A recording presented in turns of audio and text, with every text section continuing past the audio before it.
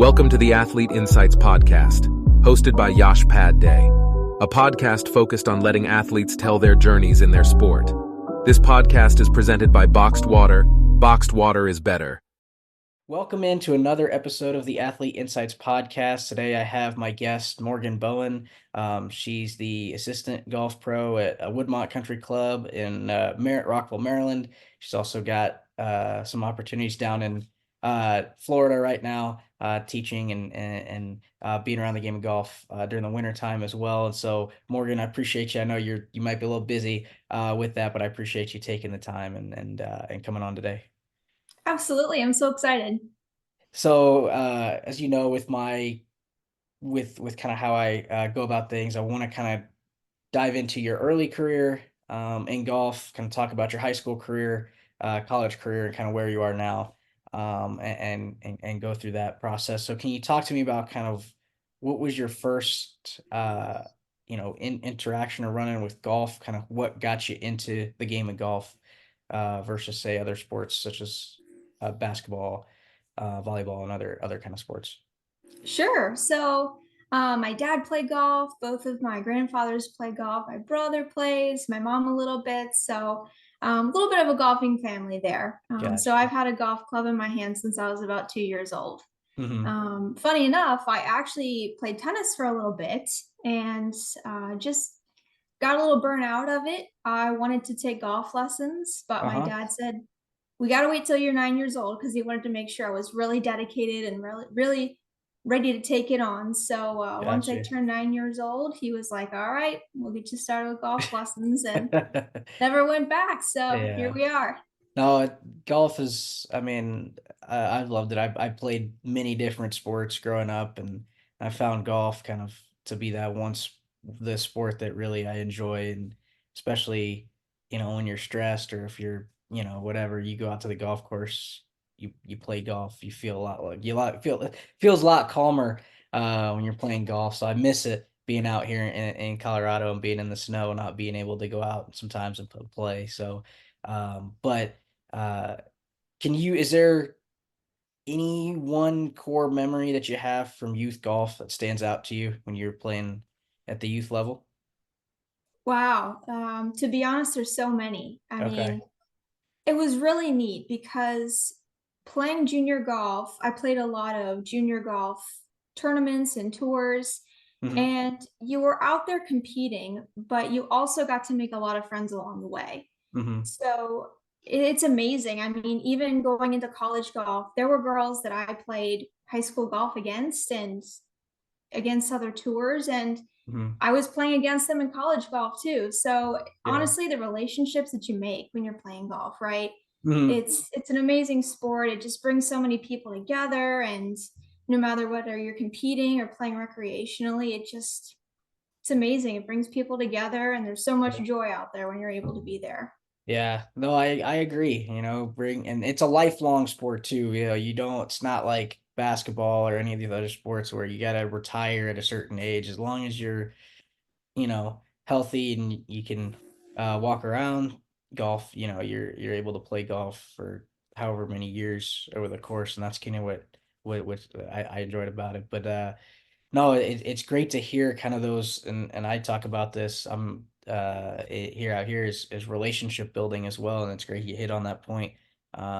Building those relationships and creating those relationships, those lifelong friendships that you're gonna have moving forward. And so, kind of we'll transition into kind of your high school days and playing high school golf. You played at Cincinnati Hills Christian Academy out there in Cincinnati. So can you talk about your high school career, high school golf, and kind of what your thoughts are, and kind of how you feel about that and over your overall high school career? Sure. So backing up just a touch, in middle school, we had a co-ed team. Gotcha. Which was a lot of fun. And then when I went to high school, we actually didn't have a girls team. So we built one. And it was really neat because, there were amazing girls, and we helped coach each other, and they were very supportive of me. They knew my goals, my ambitions of wanting to play in college, and no matter the day that any of us had on the golf course, was just super supportive, Yeah. and we had a great time together. My goal all through high school was to make state tournament. Okay. Unfortunately, I never did make the state tournament. I Gotcha. qualified for districts all 4 years, but looking back, what was to come is so much more important than that state tournament. Again, Yeah. playing college golf, being able to play in national championships and compete for titles. It's putting into perspective, it was really important at the time, and it was an amazing goal to go for. Mhm. But the best was yet to come. No, yeah, no, I agree. I mean, you're doing some amazing things now.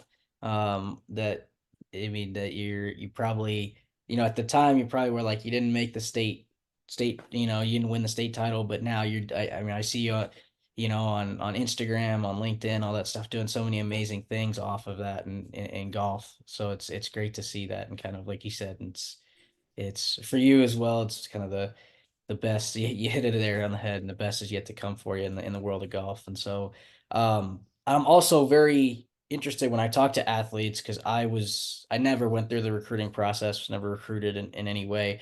How did your recruitment? And you said you guys started the girls golf team out there at CHCA. So how did your recruitment process go for you to get to Methodist? That's a great question. Actually, we hired a recruiter to Mm-hmm. help me, start to talk to colleges and go through that process. Gotcha. But I was actually playing in a golf tournament with somebody who their father went to Methodist, so that kind Gotcha. of started that connection there. Started to learn a little bit more, and I considered colleges like Wittenberg, a Mm-hmm. little bit closer to where we're from in Cincinnati. Yeah. Um, but I went to go visit Methodist, and I knew I wanted to play golf in college. I was looking at the professional golf management program, which is basically where you go into the business school and Uh-huh. then you take PGA classes along with your normal curriculum.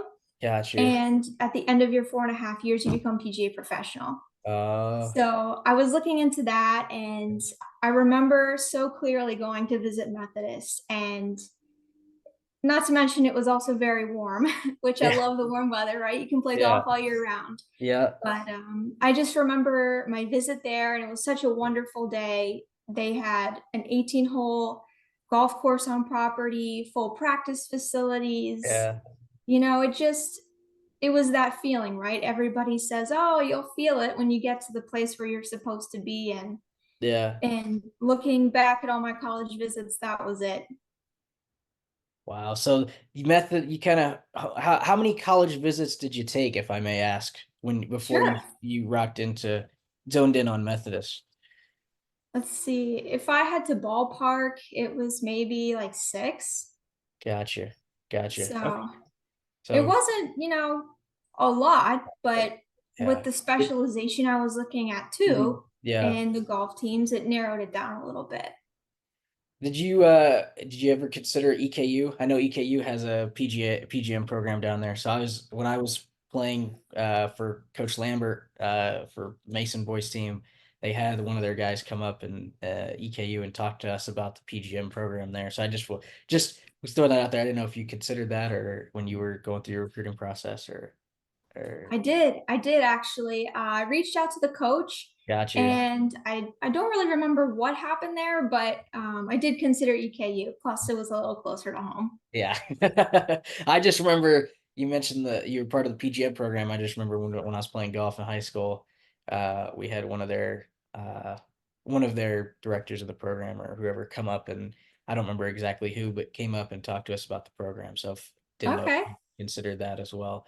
Yeah, they have a great program too. Yeah, they do. And so kind of I want to transition now into kind of your college days at Methodist. But before I do that, I want to kind of ask you, I mean, all golf courses are different. There's different layouts, different ways they're structured. But can you talk to me about kind of going from playing at the high school level to playing at the college level? What's the biggest change or shift in the game when you're playing at the college level versus the high school level?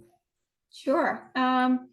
I mean, it's more intense, right? The competition is greater. The stakes are higher, but I have to say, even with all that, it's a change, but it all depends on the team that you have and the people that are there with you.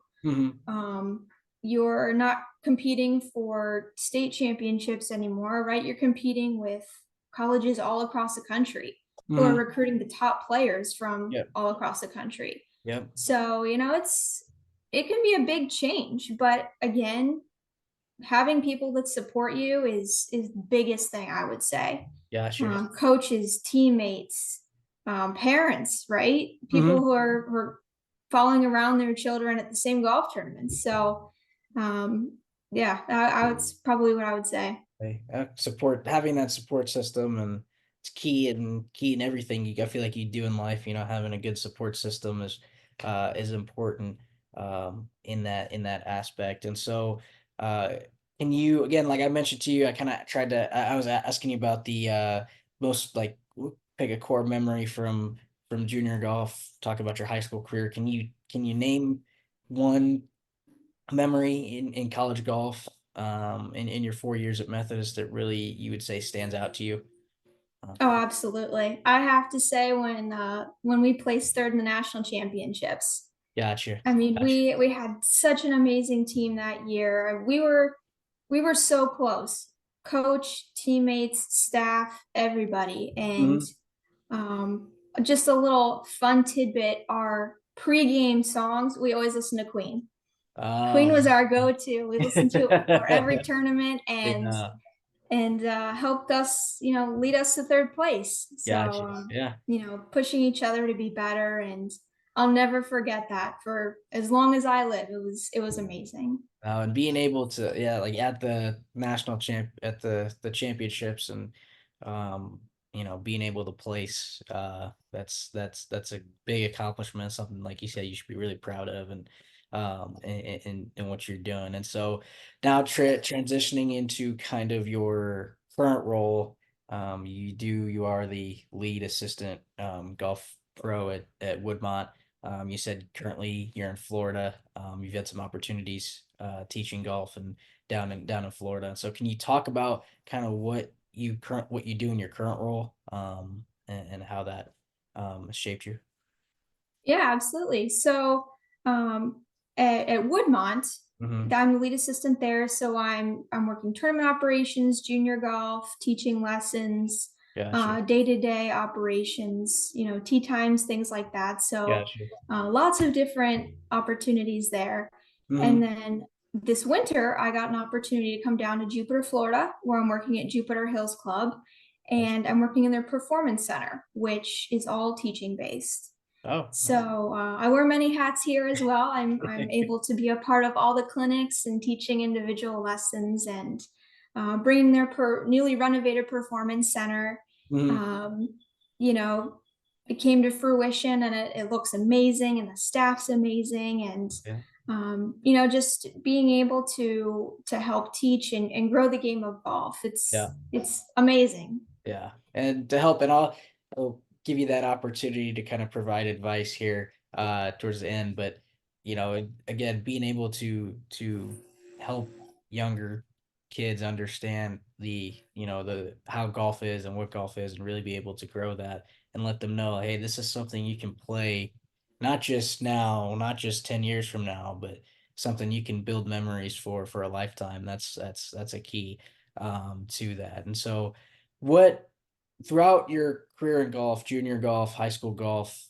college golf, and now your current role, can you name some challenges that you faced throughout your golf career, and even now as you transition into being a golf pro? Sure. I mean, you're going to be put in a lot of uncomfortable situations, things that you've never done before. Yeah. So really embracing the uncomfortable situations, and that's where most of the learning comes from. Yeah. So, taking what you can from those, building off of it, and becoming comfortable in the uncomfortable. Gotcha. Would that be kind of maybe answered my next question here, but what would be kind of the best advice that you've gotten throughout your golf career from anybody? Might be that being uncomfortable, being comfortable, or what you said there, would that be part of that, or? Yes, so that's part of it. Our director emeritus at Methodist, he once said that there's peaks and valleys in life, right? Yeah. But most of the learning comes from the valleys. That's where the flowers grow, that's where the grass grows, right? So that's where the learning is. So if we can learn as much as we can through those uncomfortable situations, through, what other challenges may present itself, that's where the learning comes from. It only makes you a better person, better professional, better friend, whatever you're doing. Yeah. No, I agree. Learning comes from the losses, and then you get to the wins there. So Absolutely. Yeah. great to have that. So, is there, I want you to kind of, as we transition towards um, towards the end here, I want you to kind of think about, if you're talking to young girls that are wanting to play golf or just starting out in golf, what's the biggest piece of advice that you'd give them to get to the level that you're at now, if they're aspiring to get to the level that you're at now? Sure. We're in an age now where we're trying to really promote women's golf, girls golf, and there's a lot of people around that are here to help, that are here to mentor each other, and that's always been one of my goals, is how can I mentor somebody else to either play golf, continue playing golf into high school, college, professionally, wherever. Maybe they want to go to the PGM program. So there's a lot of people around that can help mentor and, help you get to where you want to go. So, advice is, there are people out there. If this is what you want to do, even if it's recreationally, there's a lot of support out there. Gotcha. Yeah, no, and you mentioned, again, having that good support system earlier. Having that good support system really gets to where you want to be, gets you to where you want to be. So that's great advice. Having no, because I think a lot of people they think that, oh, there's nothing out there for me, or whatever it may be, but there really is a good support system in the PGA family, PGA pros, and and that's been great. And again, I'm a huge proponent of golf, so I really enjoy that, and try to, whenever I'm out, try to get people to play, and come out and hang out. And I like to play as much as I can, and get people here in the area playing. So it's great having that support system, and knowing that you have people out there that are going to help you get to where you want to be. So it's great advice, Morgan. So I appreciate you on that. But Yeah, of course. that's all the time we have for this episode of the Athlete Insights podcast. Again, thank you, Morgan, for taking the time. I know, like I said, you're in at Jupiter Hills right now in the Performance Center you're working. So no, thank you for taking the time for coming on, and spending a couple minutes with me, talking about your career, kind of reflecting on that, and going through that. So appreciate you for that. So Absolutely. Thank you so much for having me. This has been so great. And I think that what you do with your podcast is amazing. So, keep it up. It's I great. appreciate you. So you can follow Morgan. I'll have your social media handles in the video, and then on the podcast. And so you can follow Morgan on Instagram, Twitter. You can follow me. You can follow the podcast on Instagram, Twitter as well. And then you can get our podcast wherever you get podcasts: YouTube, Google Podcast, Apple Podcast, Spotify, pretty much where you can find podcasts. So Morgan, once again, thank you so much, and we'll see you next time.